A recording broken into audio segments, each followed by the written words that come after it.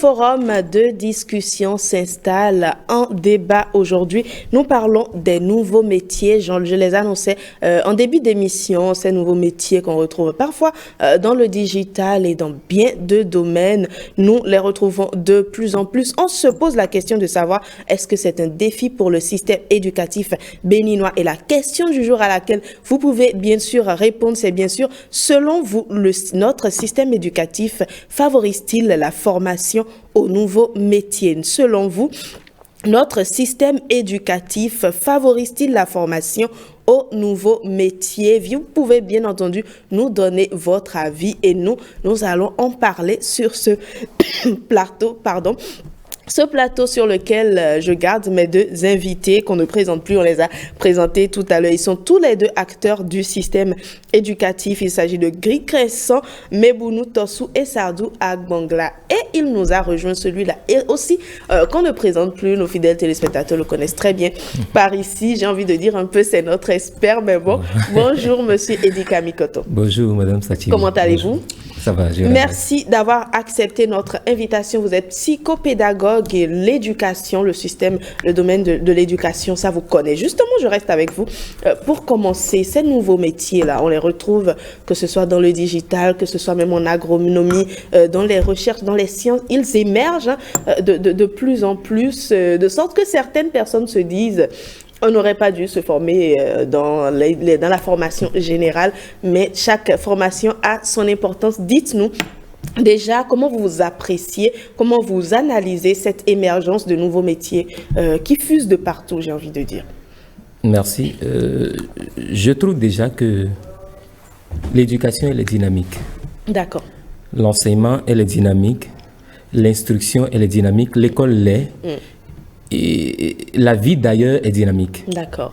C'est-à-dire que ce qui a existé il y a 20 ans, il y a 50 ans comme métier et profession, aujourd'hui peut ne plus exister. Tout à fait. On peut connaître une évolution au regard d'un certain nombre de défis auxquels l'homme est confronté quotidiennement. Et donc les nouveaux métiers, qu'on le veuille ou pas, d'ici 50 ans, nous verrons encore de nouveaux. C'est cela. Par rapport à ce que nous avons aujourd'hui. Et c'est un défi pour le système, comme vous veniez de le faire remarquer, parce que celui qui, hier, avait fait usage, par exemple, des disquettes, c'est qu'aujourd'hui, c'est dépassé. Oui. Celui qui avait fait usage des cassettes vidéo, il sait qu'aujourd'hui, c'est dépassé. Ce n'est pas qu'on ne peut plus les utiliser. Mais l'homme, dans sa quête perpétuelle du mieux-être, améliore de plus en plus tout ce qu'il a besoin d'utiliser pour se sentir à l'aise dans la société. Et parlant des défis auxquels l'école est confrontée, il se fait que malheureusement, ces métiers se font de plus en plus invités, mais en déphasage plus ou moins avec les curricula de formation du système éducatif béninois. Vous en avez cité quelques-uns, et quel que soit aujourd'hui le domaine dans lequel vous évoluez, vous avez forcément besoin, par exemple, de vous perfectionner ou d'avoir des agilités en informatique, dans l'éthique. Tout à fait. Parce que ça va plus vite. Malheureusement, il se fait que l'école béninoise n'est pas encore totalement ancrée dans cette posture-là.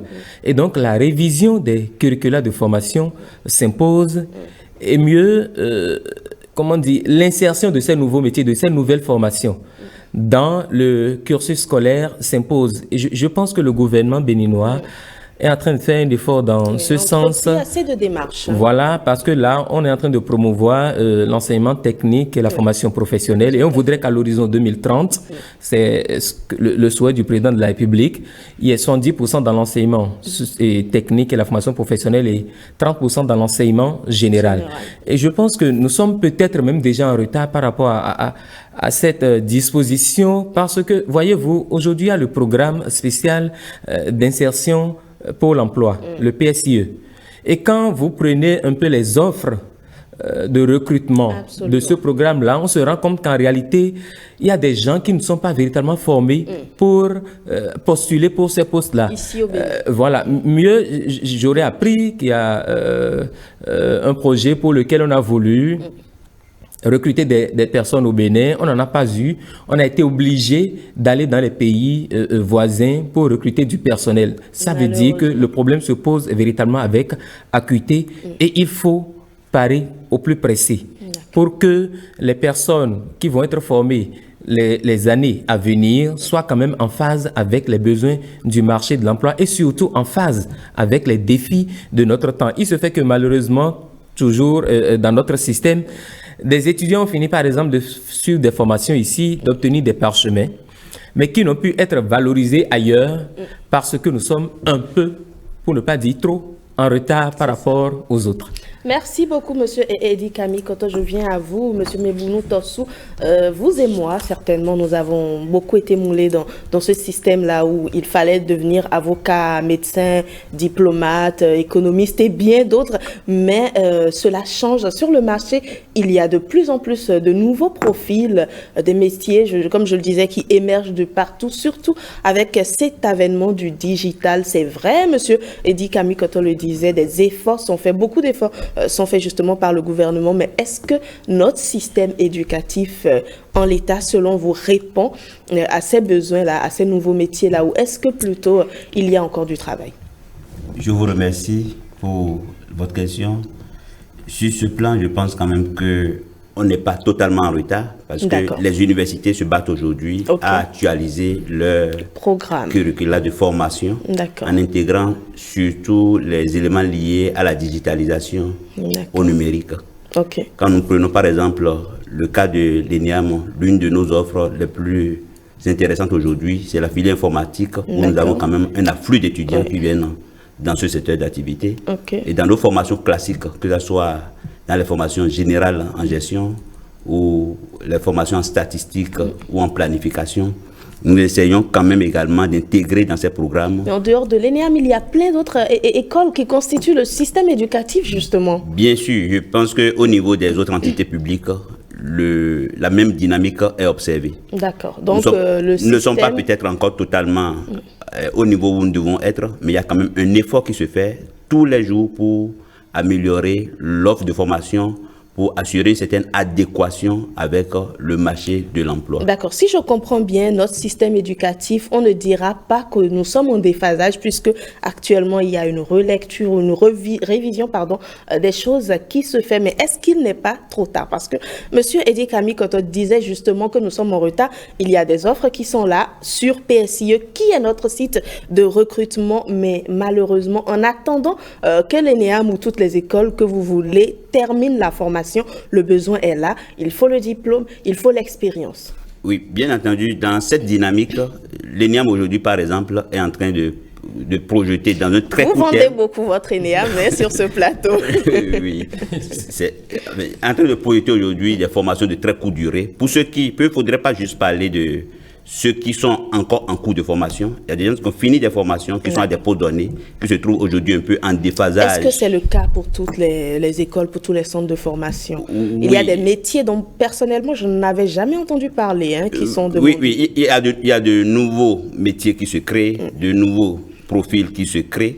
Mais tout ça, ce n'est pas seulement pour le temps que nous vivons, ça sera toujours dans la dynamique de l'évolution de l'humanité. Parce que dans la recherche du confort, dans la recherche de la simplicité, il y a des développements aujourd'hui qui se font dans le domaine informatique, dans le domaine de l'ingénierie. On ne peut pas, en fait, à une date donnée, dire qu'on a opéré toute la transformation. Toute transformation est progressive. Et tout doucement, je crois que nous y arriverons. D'accord. Monsieur Sardou Agbangla, dites-moi, vous êtes expert comptable, j'imagine? Je suis plutôt expert en marketing. D'accord. Ce sont justement les filières que nous avons eu à faire, à côtoyer. Je me rappelle très bien, à un moment, tout le monde justement voulait faire du marketing, action commerciale, après communication. Avant ça, il y a les métiers d'avocat, médecine et tout ça. Malheureusement, nous sommes confrontés aujourd'hui à de nouveaux à de nouvelles demandes, développeurs par-ci, community manager par-là, et tellement d'autres dans tous les domaines, que ce soit de la science et un peu partout. Est-ce que vous pensez, comme le disait votre collègue, que nous sommes vraiment en train de nous adapter? Si oui, est-ce que nous ne sommes pas en retard parce que l'offre, la demande, elle est déjà là? Je réponds, je vous remercie, c'est une question extrêmement importante, d'actualité d'ailleurs. Mais je réponds tout de suite que le programme de formation, de façon générale au Bénin, connaît une dynamique d'amélioration. D'accord. Parce que c'est vrai que le vent de digital s'ouvre partout, dans tous les secteurs. Et je voulais quand même préciser que ce n'est pas forcément la vie estudiantine ou, je vais dire, le volet académique qui est concerné. D'accord. Par exemple, je suis à un poste donné, il y a ce qu'on appelle les formations continues. Tout à fait. D'accord. Ou le recyclage. Exactement, des recyclages. Donc, ce n'est pas une question de université. C'est une question d'abord, même en entreprise, on a forcément besoin de se mettre à jour pour s'allier sur les nouvelles exigences de son environnement. Donc, je reviens à la question de façon spécifique. Je crois que le gouvernement fait un gros effort par rapport à cela. Parce que, bon, il y a, à ma connaissance, il y a beaucoup de diversité, même aussi dans les lycées. Il y a beaucoup de réformes actuellement qui sont engagées par le gouvernement pour justement aligner les nouveaux programmes sur les exigences économiques actuelles et fortement centrées sur le système numérique, l'écosystème numérique. Donc, dire qu'on est en retard, je ne saurais vraiment mesurer avec précision le type de retard que nous avons. Même si nous ne sommes pas en avance, nous ne sommes pas en retard. Mais pas tout à fait en retard. Compris. Mais je crois qu'il y a une forte envie de mettre à jour le programme. Peut-être que c'est des questions budgétaires ou l'opérationnalisation prend du temps, mais l'esprit est là. On veut toujours quand même aller plus loin.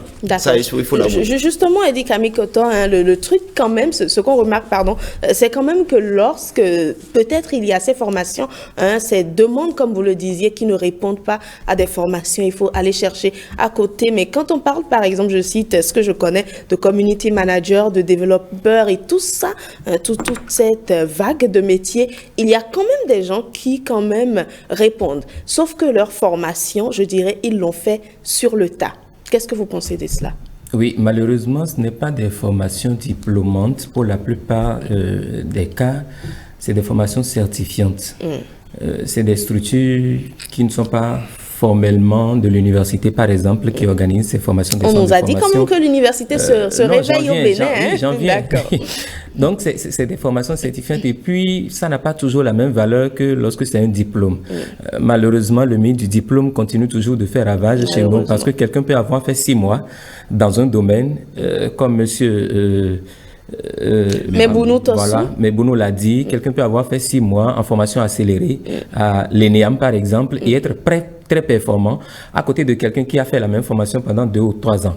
Donc ça dépend de ce qu'on met dans la formation. Tout à fait. Je voudrais dire, revenant un peu sur les propos de M. Mbounou, c'est vrai que dans les universités aujourd'hui, on est en train de penser à changer les curricula de formation.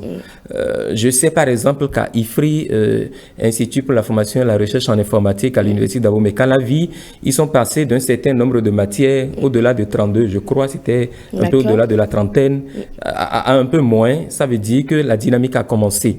Mais je trouve quand même aussi que à l'ENEAM, par exemple, c'est vrai que l'ENEAM a une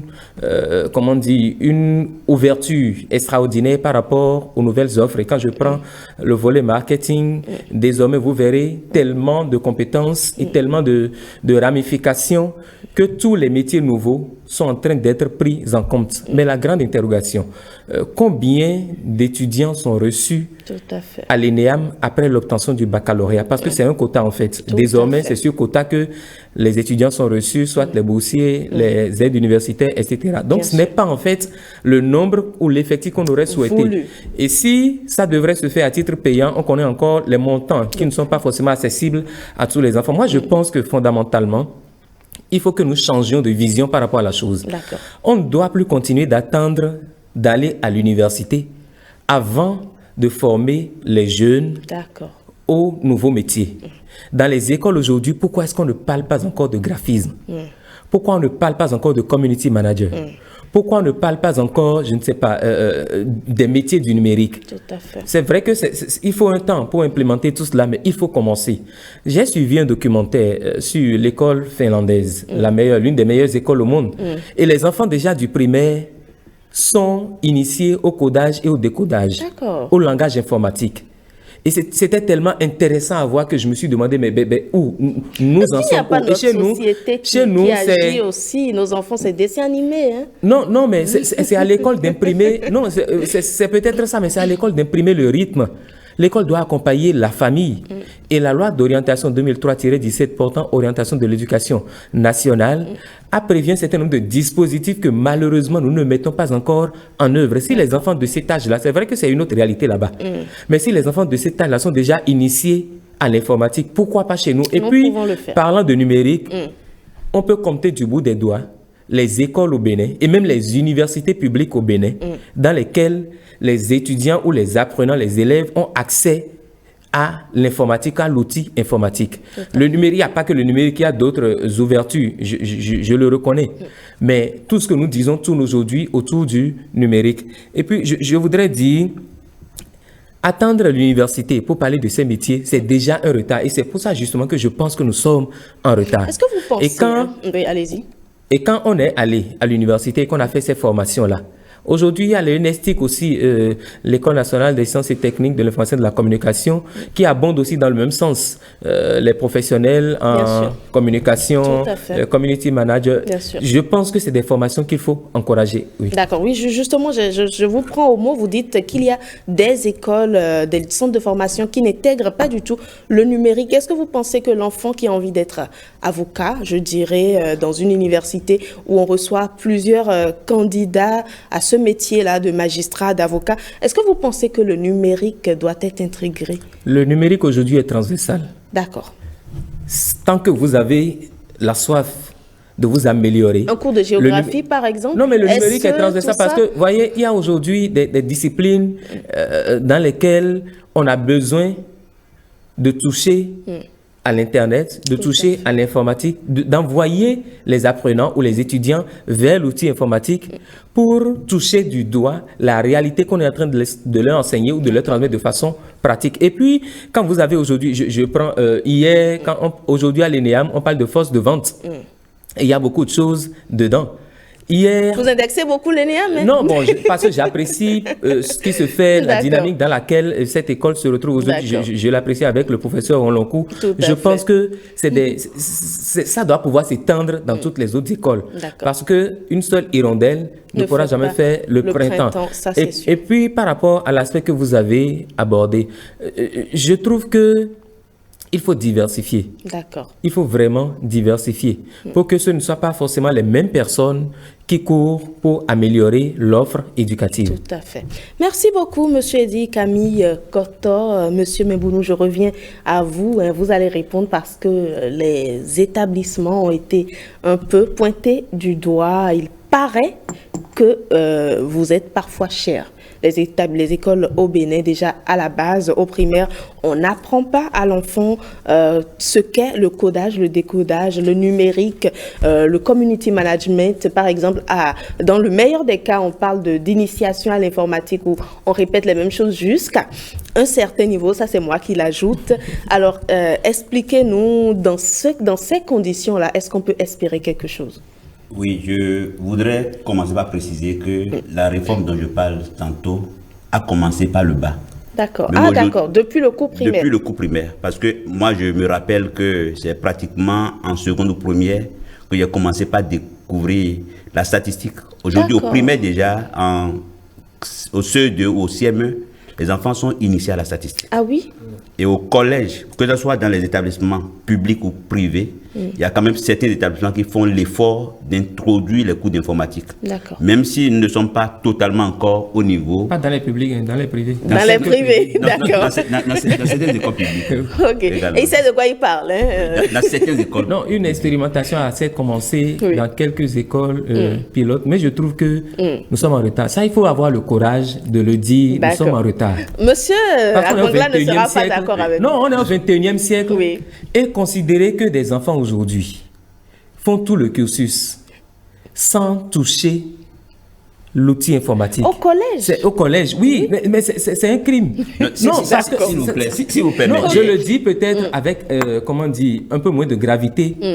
Mais c'est un crime. D'accord. Parce qu'aujourd'hui, quand vous avez parlé de magistrat, vous êtes magistrat aujourd'hui, vous avez besoin de vous connecter Forcément. à Internet, Forcément. aux réseaux sociaux. Des gens ont pu s'en sortir, des gens ont pu gagner leur vie Tout à simplement fait. avec aujourd'hui les réseaux sociaux. Tout Mais à pourquoi est-ce qu'on ne peut pas, de façon formelle, intégrer ces connaissances-là? Je vous fais une confidence. Je travaille depuis un moment avec... Excusez, M. Mebounou. Oui, on revient à vous. Ne vous en faites pas du tout. Je travaille depuis un moment avec des étudiants nigérians qui viennent au Bénin pour s'initier à la langue française, s'améliorer et tout. Et je vous dis, ils sont une cinquantaine, autant qu'ils sont. Ils ont tous... Le mental, vous sentez que le mental, il est différent. Tout à fait. Il est clairement différent. C'est qu'il n'y a pas photo, comme on le dit, quoi. Et puis, je me suis demandé, mais que faisons-nous? Ils ont tous quoi? Un ordinateur? Non, pas un ordinateur, mais ils ont ces réflexes-là. D'accord. Ils ont cette disposition-là. Peut-être que c'est pas, comment dire, à généraliser.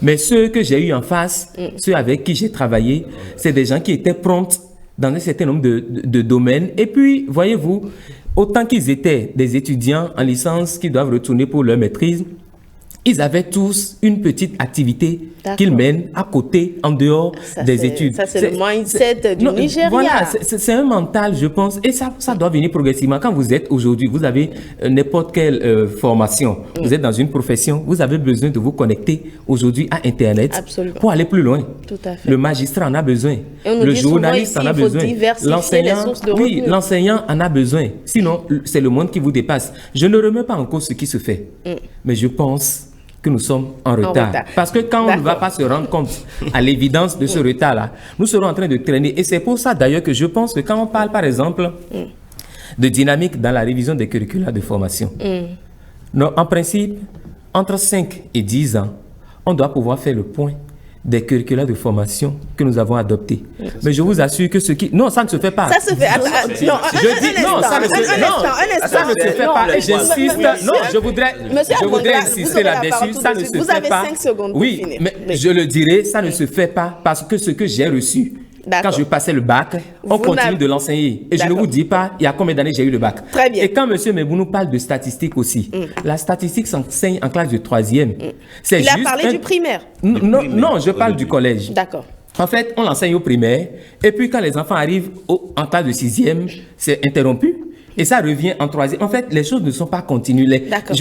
Mais je pense que ça ne se fait pas. En retard. Et oui, très bien. Il faut aller plus vite. On l'a compris, il faut aller plus vite. Monsieur Mebounou, vous avez la parole. Je pense qu'il faut apporter quelques clarifications très rapidement. Et précisions.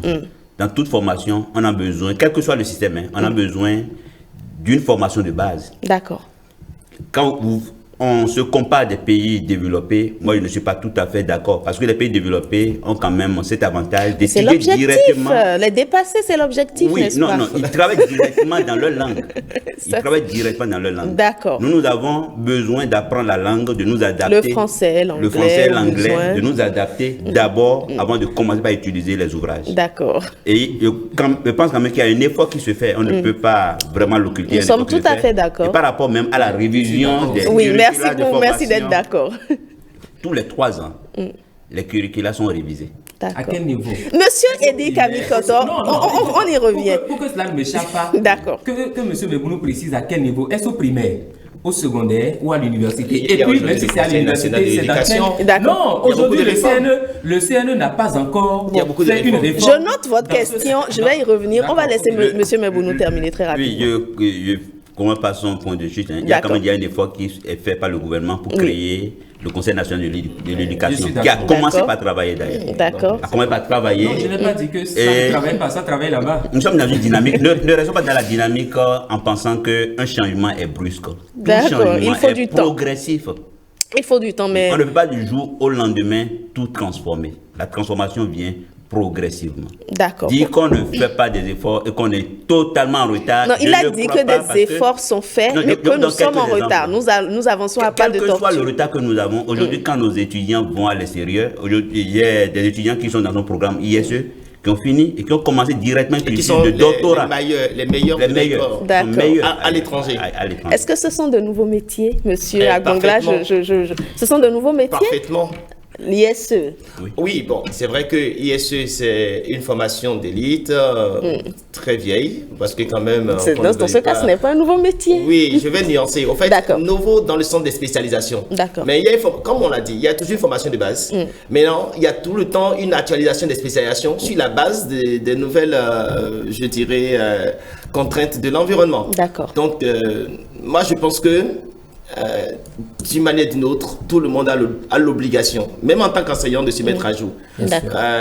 Donc, il ne faut pas qu'on tire à boulet rouge sur tout le système en disant oui, bon, on est trop en retard. Bon, il faut aller chercher l'échelle de mesure du retard parce que je ne sais pas quel indicateur on utilise pour évaluer et où mesurer le retard. C'est vraiment relatif. On ne peut pas généraliser dans tous les secteurs. Peut-être qu'il y aura des secteurs qui sont très en retard, d'autres pas du tout, mais en moyenne, je pense qu'il y a un effort qui est fait. Comment est-ce qu'on peut comparer? Quand on parle de retard, est-ce qu'il faut se référer à l'international, comme le dit Eddy Kamikoto, mais M. Mbounou nous précise qu'il faut déjà étudier la langue. À quel niveau, à quel moment, selon vous, on peut dire que nous sommes en retard? Les demandes sont là, les nouveaux métiers émergent de partout. Nos enfants sont toujours passionnés par les sciences économiques, histoire géo. Quoique nous sommes parfois confrontés à un nombre qui sort chaque année et qui n'a pas de travail. À quel moment nous savons que nous sommes en retard? Bon, pour moi, il n'y a pas de retard à proprement parler lorsque un État ou un pays définit une politique nationale. D'accord. D'accord. D'accord. Et parce que la politique de développement d'un pays est spécifique. Le modèle de développement économique au Bénin n'est pas le même développement économique au Niger, aux États-Unis, etc. Voilà. Donc chaque pays définit sa politique économique et avec toutes les implications. Et c'est à travers cela, à travers les objectifs précis, le niveau qu'on veut atteindre, qu'on essaie de mettre en place un programme de formation pour voir dans quelle mesure on va atteindre les objectifs. Donc, je pense que c'est une notion à relativiser. Totalement maintenant, relative. dire un Béninois est en retard par rapport à un Français ou un Français est en retard par rapport à un Américain, je crois que c'est une question d'environnement. D'accord. Mais il ne faut pas perdre de vue l'ambition d'aller plus loin parce que je peux trouver, c'est-à-dire ce qu'on appelle le benchmarking, je peux trouver des compétences à l'étranger qui peuvent être utiles pour booster moi mes performances ici. Et dans ce cas, je crois qu'aujourd'hui, nous avons une forte chance de voyager quand on veut et partout. Je peux quitter le Bénin et avec les partenariats qui se développent aujourd'hui, je pense que et puis même dans ma chambre, je peux accéder aux connaissances.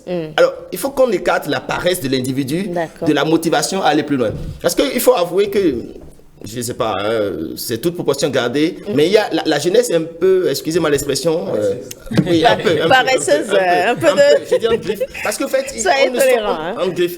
on ne sent pas de l'énergie, on ne sent pas l'envie d'apprendre, même dans les classes. Mais pas tous les jeunes, on pas tous les jeunes, oui, quand même, je précise ça.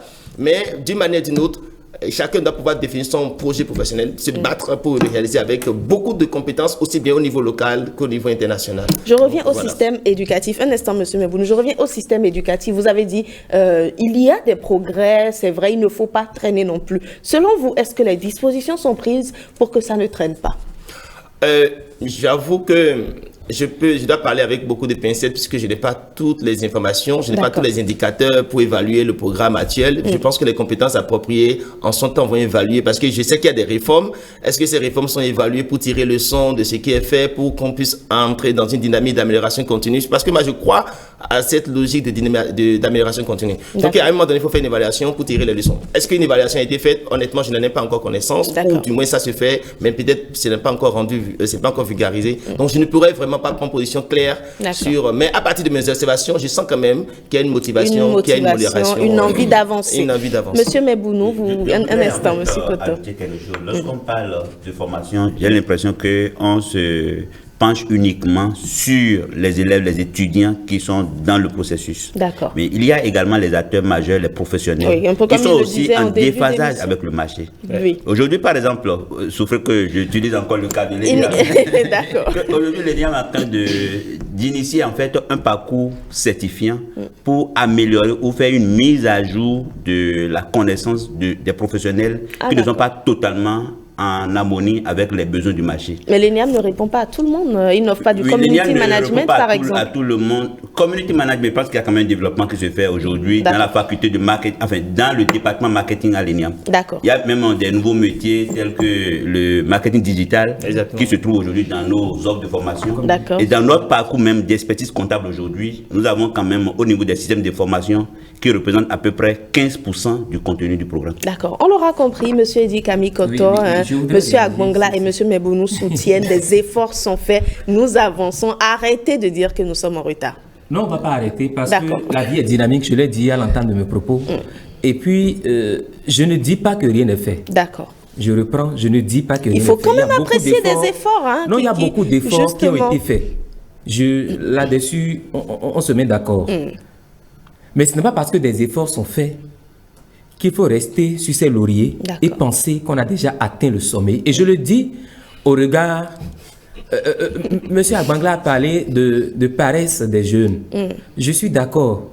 J'ai donné, il y a un moment, l'exemple des Nigérians qui sont très dynamiques, ceux que j'ai connus. Je parle de ceux que j'ai connus, qui sont très dynamiques comparativement aux Béninois. À nos jeunes Béninois. Et là, aussi que vous avez connu. Non, les Béninois sont dynamiques. Non, je ne dis pas le contraire. Mais le mental, il n'est pas pareil. D'accord. Et puis, la paresse dont auquel il a fait allusion, je suis d'accord. C'est dans les écoles et dans les familles que ce défi-là doit être relevé. D'accord. Aujourd'hui, il n'y a aucun cours. Très important. Il n'y a aucun cours dans le système éducatif béninois qui donne cette fibre aux jeunes écoliers, élèves, étudiants pour se prendre en charge, pour être autonomes, pour chercher à aller plus loin. On ne parle que des matières classiques. Et moi, j'ai toujours imaginé une matière éducation civique, patriotique et entrepreneuriale dans laquelle on pourrait mettre toutes ces ressources-là pour permettre aux jeunes de voir autrement les choses. Parce que c'est vrai, ce n'est pas l'État qui doit tout faire.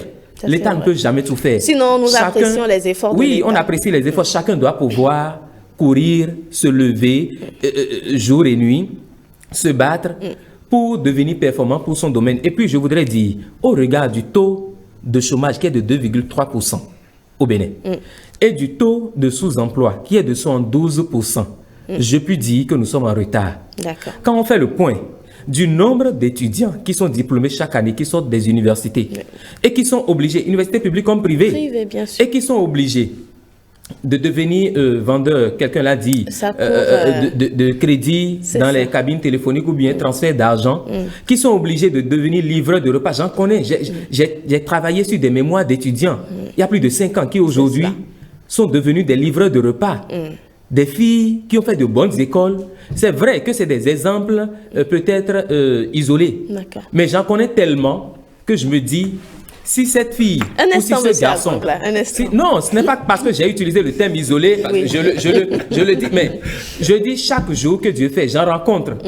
Et je me dis, pourquoi ont-ils pris le temps de passer 3 ans ou 5 ans peut-être jusqu'au niveau master pour revenir à une activité qui n'était pas forcément dans leur projection. Et là encore, le problème d'orientation scolaire et professionnelle se pose. Je voudrais dire aussi, une formation de base, je suis d'accord. Mais chez nous, on insiste tellement sur la formation de base que les gens ont fini d'avoir le baccalauréat. Ça fait 13 années scolaires et nous sommes en mesure de rien produire. C'est une erreur. Je pense par exemple qu'on devrait, parlant de formation continue, tel que M. Mebounou l'a dit, on devrait mettre à profit par exemple les congés et les grandes vacances. Si on fait les projections, également, si on anticipe et qu'à chaque vacances, au lieu de laisser les apprenants à la maison, on leur met à disposition des formations continues, comme vous l'avez si bien dit, de 2 semaines, d'1 mois pendant les vacances. Ça suppose qu'en 7 ans, c'est-à-dire je prends de la 6e jusqu'en terminale, en 7 ans, chaque apprenant béninois ou chaque étudiant béninois qui aurait eu le bac serait doté d'au moins 4 à 7 compétences différentes dans divers domaines. Et ce n'est que comme ça qu'on peut résoudre une partie du problème. Et puis, je voudrais aussi dire, les indicateurs de retard, je l'ai dit, Monsieur Agbangla, Monsieur Mebounou, je ne voudrais pas, parler à votre place, mais j'imagine combien de personnes aujourd'hui, combien de jeunes aujourd'hui vous écrivez, vous demandent de leur envoyer 500 ou 1000 francs sur Momo, de leur envoyer 2000 sur Momo. Je ne dis pas que c'est indicateur du chômage, mais c'est la preuve aussi que les gens n'ont pas beaucoup d'ouverture. Et tout ça, on ne peut pas le jeter, certes, c'est vrai, sur le dos de l'école. la famille a son rôle à jouer, la société de façon générale a son rôle à jouer. Maintenant, parlant de politique économique ou politique spécifique à chaque pays, la politique, quelle qu'elle soit, doit rechercher le mieux-être pour chaque citoyen. Tout à fait. Et c'est ce qui est fait. C'est ce qu'on tend à faire. C'est ce qu'on nous tend à n'arrivons faire. pas encore à le réussir. Et puis quand par exemple les gouvernants mettent l'accent sur le taux de chômage qui est de 2,3%, moi je pense qu'il faut plutôt mettre l'accent ou voir avec plus de sérieux. Je ne dis pas que les gens ne sont pas sérieux, mais il faut voir avec plus de rigueur. Oui, voilà. Il faut d'intérêt, dire, avec plus d'intérêt, le taux de sous-emploi qui est de 72%. C'est ça qui devrait guider nos projections futures, c'est ça qui devrait guider les dynamiques dans lesquelles on doit s'inscrire. J'encourage tout ce qui est fait actuellement, mais je pense qu'il y a des efforts à faire et qu'il ne faut pas beaucoup traîner. Et se dire, nous avons déjà ce qu'il faut. Monsieur Agbangla, vous bouillonniez d'impatience très rapidement. Je vais vous écouter avant de recevoir sur ce plateau Stanislas Lincon. Mais globalement, je pense que le grand défi pour moi, c'est qu'il faut, et d'ailleurs le gouvernement aussi l'a compris, et l'université aussi fait des efforts, je l'ai dit sincèrement, même les écoles privées aussi font cet effort. En fait, pour moi aujourd'hui, je l'ai toujours chanté partout, il faudrait éduquer les jeunes également à l'entrepreneuriat. D'accord. C'est déterminant, quel que soit ton métier. Par exemple, je fais une formation en droit, je peux in fine créer un cabinet, on peut apprendre à faire plein de choses. Donc je pense que le volet entrepreneuriat doit être transversal à toutes les formations pour développer la fibre commerciale et entrepreneuriale au niveau des jeunes. Moi, c'est vraiment la conclusion que je voulais apporter au-delà de la dynamique des formations Avant de revenir à vous, messieurs, nous savons nos internautes participent comme d'habitude. Oussa Stanislas Lincon, bonjour. Bonjour Jennifer Sativi, bonjour à tous. Alors, selon vous, notre système éducatif favorise-t-il la formation aux nouveaux métiers? C'est la question que nous avons posée à nos internautes et vous êtes là avec leurs avis. Effectivement, la plupart de nos amis internautes ont estimé que le système éducatif béninois est défaillant, qu'il faille réformer les choses afin de pouvoir réellement former pour les nouveaux métiers, comme vous le dites si bien. D'accord, on y va rapidement? Oui, et nous nous rendons sur notre page Facebook, nos pages Facebook, puisque nous en avons assez de pages, nous avons assez de pages Facebook. Et là-bas, nous retrouvons notre ami Djalilou Tabé qui affirme le système éducatif béninois est d'abord un système hérité de la colonisation.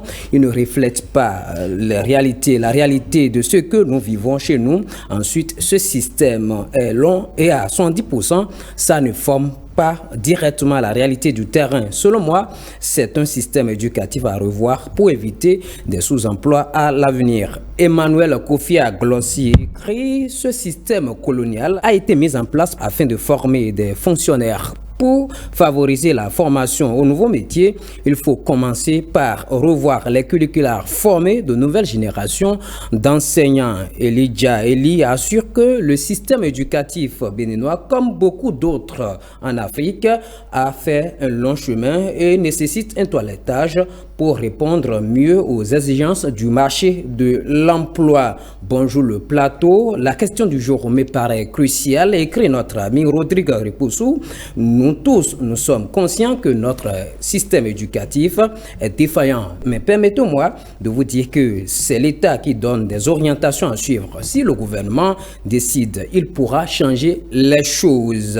La preuve est que les mercredis et les vendredis soirs sont dégagés dans les CEG du Bénin pour les classes culturelles et sportives. Sur WhatsApp, nous avons reçu l'avis de notre ami Gilles qui nous écrit: tous les acteurs sont conscients que nos curricula de formation ne satisfont pas aux besoins du marché de l'emploi. Comment imaginer des établissements d'enseignement secondaire sans laboratoire pour une pratique, c'est-à-dire les TP, les travaux dirigés? Donc, il faut venir à l'université pour découvrir Tuba-Essai, Bichère, Verde, à pied, pour ne citer que ceux-là. Je parie que beaucoup d'entre nous ne connaissent pas tous ces éléments de manipulation au laboratoire. Tout le monde utilise aujourd'hui, par exemple, le téléphone portable et des applications de ce dernier, mais aucun curricula de formation sur les TIC TIC à l'école primaire secondaire générale. Il faut aller dans les lycées techniques et professionnels pour découvrir l'informatique, pense notre ami Gilles qui nous écrit depuis Porto-Nouveau quelque part là-bas. Merci beaucoup, Stanislas Nencon. Très rapidement votre avis sur le sujet.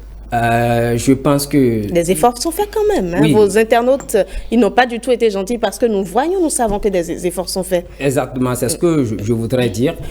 Ces dernières années, il y a eu beaucoup d'efforts, notamment la création des classes numériques au niveau de primaire où on est en train de faire l'expérimentation, voilà, pour pouvoir obtenir une génération TIC, comme je le dis, pour qu'ils ne soient pas des migrants de TIC comme nous. Il y a quelqu'un qui l'a dit tout à l'heure, il faut aller à l'université avant de découvrir l'informatique. Il a même cité mon école. Nous autres, nous ne connaissions pas l'informatique avant d'aller faire une école qui est censée former des journalistes de type nouveau adapté au TIC. Donc, il fallait recevoir de quoi accélérer en informatique parce qu'on parle de journalistes de type nouveau multimédia et tout.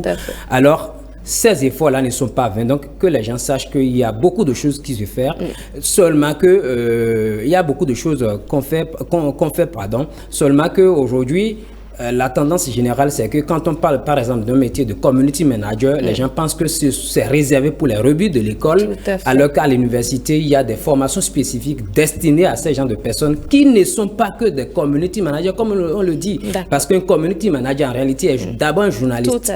Écrire, intervenir, résumer, suivre l'actualité, par exemple, sur une page comme le RTB, il faut être journaliste de formation et avoir aussi les outils numériques à sa disposition pour pouvoir travailler avec les internautes, surtout que quand vous voyez la manière dont ils réagissent. Aujourd'hui, quand on voit un community manager, on pense que c'est quelqu'un qui n'a pas beaucoup fréquenté, c'est quelqu'un qui n'a que le BEPC, on réduit ça.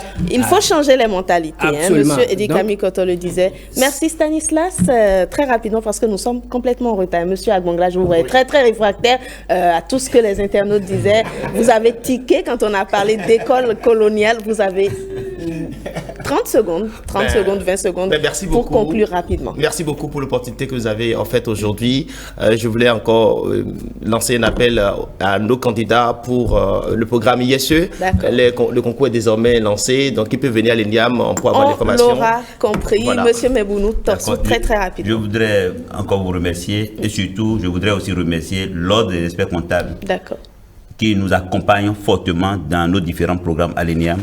Et je pense quand même que le gouvernement à son niveau fait des efforts, même s'il y a encore des choses à faire. Mais les améliorations sont continues. Il y a de gros efforts qui sont faits. Je précise toujours qu'il n'y a pas de transformation spontanée. Toute transformation est progressive. Absolument. Merci. Monsieur Edi Kamikoto, très rapidement. Oui.